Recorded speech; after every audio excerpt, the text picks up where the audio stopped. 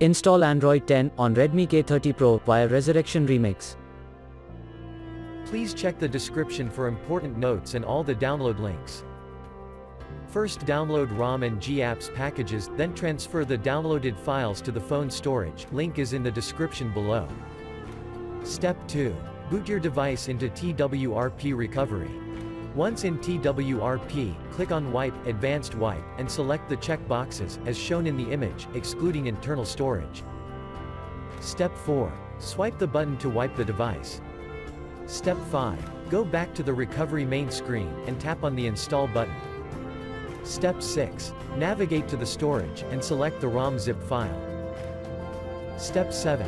Finally, swipe the button on the screen, to install ROM file. Step 8. Flash the GApps zip package, in the same manner. Step 9. After GApps flashing completes, select Wipe Cache and Dalvik from bottom left side of screen, and swipe to wipe. Step 10. When the flashing process is complete, hit Reboot System. That's it, you have successfully installed the ROM on your device.